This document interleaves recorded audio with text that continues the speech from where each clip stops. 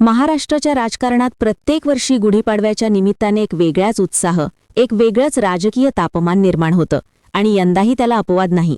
कारण राज ठाकरे यांच्या नेतृत्वाखाली महाराष्ट्र नवनिर्माण सेना अर्थात मनसेचा पारंपरिक गुढीपाडवा मेळावा पुन्हा एकदा शिवाजी पार्क या ऐतिहासिक मैदानावर होत असून संपूर्ण महाराष्ट्राचं लक्ष या सभेकडे लागलं आहे.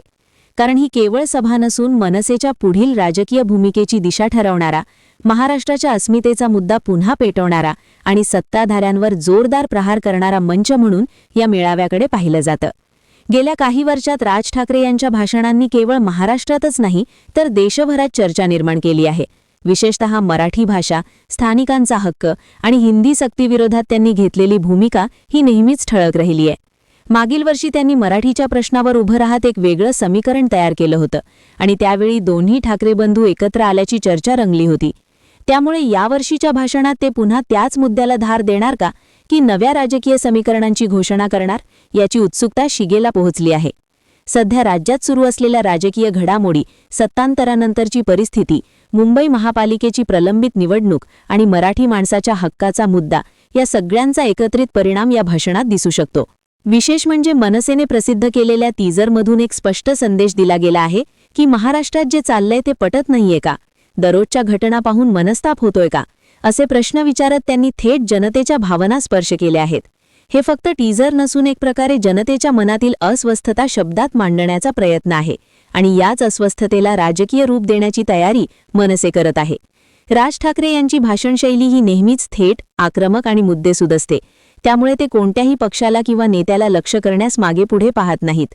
त्यामुळे यंदा त्यांच्या टार्गेटवर कोण असणार, सत्ताधारी की विरोधक, की दोघांनाही ते सुनावणार, याबाबत प्रचंड उत्सुकता आहे.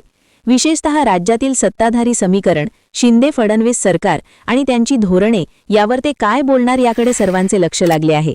कारण मनसे नेहमीच सत्ताधाऱ्यांवर टीका करताना जनतेच्या प्रश्नांना पुढे आणते आणि हेच त्यांच्या भाषणाचे वैशिष्ट्य असते. या मेळाव्याच्या तयारीसाठी राज्यभरातून कार्यकर्ते मोठ्या संख्येने मुंबईत दाखल होत आहेत. ढोल ताशांच्या गजरात भगवे झेंडे आणि मनसेचे बॅनर घेऊन कार्यकर्ते महाराष्ट्राच्या अस्मितेसाठी एकत्र येत आहेत. यामुळे हा मेळावा केवळ राजकीय सभा न राहता एक सांस्कृतिक आणि भावनिक सोहळा बनतो. टीझरमध्ये राज ठाकरे यांनी स्पष्टपणे म्हटलं आहे की मी मराठी माणसांवर प्रेम करतो, मराठी भाषेवर प्रेम करतो आणि टोकाचं प्रेम करतो. ही ओळ त्यांच्या संपूर्ण राजकारणाचा गाभा सांगते, कारण त्यांची भूमिका नेहमीच मराठी ओळख आणि स्वाभिमान याभोवती फिरते. त्यामुळे या भाषणात ते पुन्हा एकदा मराठी अस्मितेचा मुद्दा जोरात मांडतील यात शंका नाही. पण त्याचबरोबर सध्याच्या सामाजिक, आर्थिक आणि राजकीय परिस्थितीवरही ते भाष्य करतील. बेरोजगारी, महागाई, स्थानिकांना नोकऱ्यांमध्ये प्राधान्य आणि मुंबईतील बदलती लोकसंख्या रचना यासारखे मुद्दे त्यांच्या भाषणात येण्याची शक्यता आहे. विशेष म्हणजे मनसेच्या राजकारणात भावनिक अपील आणि ठोस राजकीय संदेश यांचा समतोल असतो. त्यामुळे त्यांच्या प्रत्येक वाक्यावर टाळ्यांचा कडकडाट होतो आणि त्याच वेळी चर्चा सुरू होते.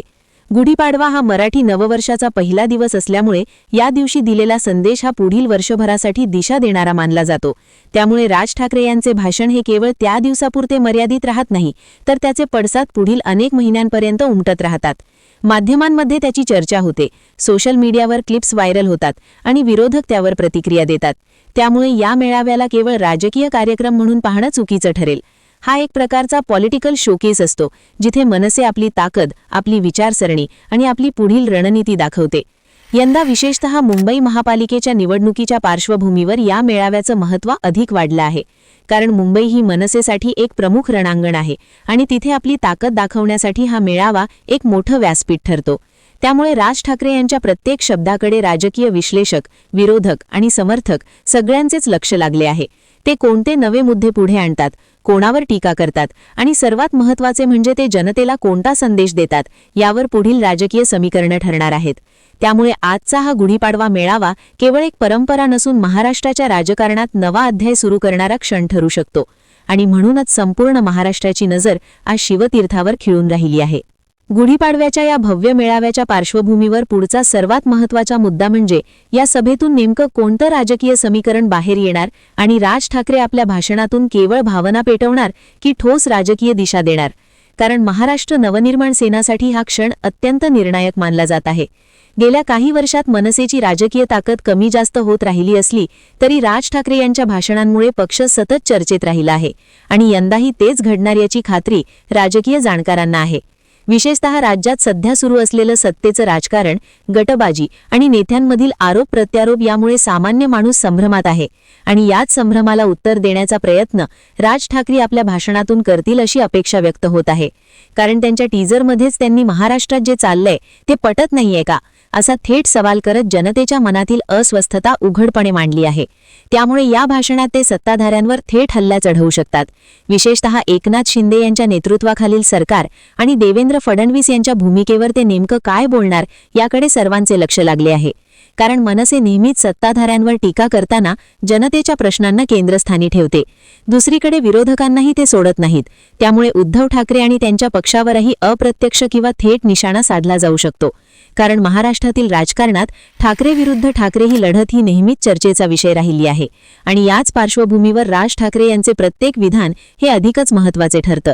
यंदा मुंबई महापालिकेच्या निवडणुकीचा मुद्दा देखील त्यांच्या भाषणाचा केंद्रबिंदू ठरू शकतो. कारण मुंबई ही आर्थिक राजधानी असून तिच्या सत्तेवर नियंत्रण मिळवा म्हणजे मोठं राजकीय सामर्थ्य मिळवणं आणि मनसेला पुन्हा एकदा मुंबईत आपली पकड मजबूत करायची आहे. त्यामुळे स्थानिक मराठी माणसाच्या हक्काचा मुद्दा पुन्हा एकदा जोरात मांडला जाऊ शकतो. स्थानिकांना प्राधान्य ही भूमिका त्यांनी आधीही मांडली आहे आणि तीच भूमिका अधिक आक्रमक पद्धतीने मांडली जाऊ शकते. त्याचबरोबर हिंदी सक्तीचा मुद्दा देखील पुन्हा एकदा चर्चेत येण्याची शक्यता आहे. कारण हा विषय भावनिकदृष्ट्या मराठी जनतेला जोडणारा आहे आणि राज ठाकरे यांना तो प्रभावीपणे मांडता येतो. मेळाव्याच्या वातावरणाचा विचार केला तर शिवाजी पार्क हे मैदान पुन्हा एकदा साक्षीदार ठरणार आहे एका मोठ्या राजकीय क्षणाचं, जिथे हजारो कार्यकर्ते, समर्थक आणि नागरिक एकत्र येऊन आपल्या नेत्याचं भाषण ऐकणार आहेत. ढोल ताशांचा गजर, भगवे झेंडे आणि मनसेचे बॅनर घेऊन या सगळ्यांमुळे वातावरणात एक वेगळीच ऊर्जा निर्माण होते आणि हीच ऊर्जा राज ठाकरे आपल्या भाषणात रूपांतरित करतात. त्यांच्या भाषणात अनेकदा विनोद, उपरोध आणि तीव्र टीका यांचा अनोखा संगम असतो. त्यामुळे ते केवळ राजकीय भाषण न राहता एक प्रभावी संवाद बनतो. सोशल मीडियाच्या युगात या भाषणाचे महत्त्व अधिक वाढले आहे. कारण त्यांच्या प्रत्येक विधानाचे व्हिडिओ क्लिप्स काही मिनिटात व्हायरल होतात आणि त्यावर देशभरातून प्रतिक्रिया येतात. त्यामुळे आजचा हा मेळावा हा केवळ एक कार्यक्रम नसून एक मोठा नॅरेटिव्ह सेट करणारा क्षण ठरू शकतो, जिथून पुढील काही महिन्यांसाठी महाराष्ट्राच्या राजकारणाचा अजेंडा ठरेल.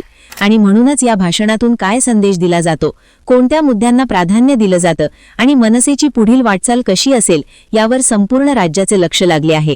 कारण इथूनच ठरेल की राज ठाकरे केवळ एक प्रभावी वक्ते राहणार की पुन्हा एकदा एक मजबूत राजकीय पर्याय म्हणून उभे राहणार. आणि म्हणूनच या सगळ्या घडामोडींच्या पार्श्वभूमीवर गुढीपाडव्याचा हा मेळावा केवळ एक राजकीय कार्यक्रम न राहता महाराष्ट्राच्या भावनांचा, अस्मितेचा आणि भविष्यातील राजकीय दिशेचा आरसा ठरत आहे. राज ठाकरे यांच्या प्रत्येक शब्दात आज जनतेच्या अपेक्षा, नाराजी आणि आशा एकत्रितपणे उमटताना दिसणार आहेत. महाराष्ट्र नवनिर्माण सेनासाठी हा क्षण केवळ शक्ती प्रदर्शनाचा नाही तर स्वतःला पुन्हा एकदा प्रभावी राजकीय पर्याय म्हणून सिद्ध करण्याचा आहे. शिवाजी पार्क या ऐतिहासिक मैदानावरून उमटणारा आवाज केवळ मुंबईपुरता मर्यादित राहणार नाही तर तो संपूर्ण महाराष्ट्रात घुमणार आहे. सत्ताधारी असो किंवा विरोधक, या भाषणाचे पडसाद सगळ्यांनाच ऐकू येणार आहेत. कारण इथून पुढे कोणता मुद्दा गाजणार, कोणत्या प्रश्नावर जनमत तयार होणार आणि कोणत्या दिशेने राजकारण वळणार याचा निर्णय आजच्या या एका मंचावरून होऊ शकतो. आणि म्हणूनच प्रत्येक नजर, प्रत्येक कान आणि प्रत्येक मन आज या भाषणाकडे लागले आहे. आता प्रश्न एकच आहे की ही तोफ केवळ आवाज करणार की महाराष्ट्राच्या राजकारणात खरोखरच भूकंप घडवणार? हे पाहणं अत्यंत महत्त्वाचे ठरणार आहे. आणि अशाच महत्त्वाच्या, सखोल आणि विश्लेषणात्मक राजकीय घडामोडींसाठी पाहत रहा तुमचं स्वतःचं प्लॅटफॉर्म. धन्यवाद.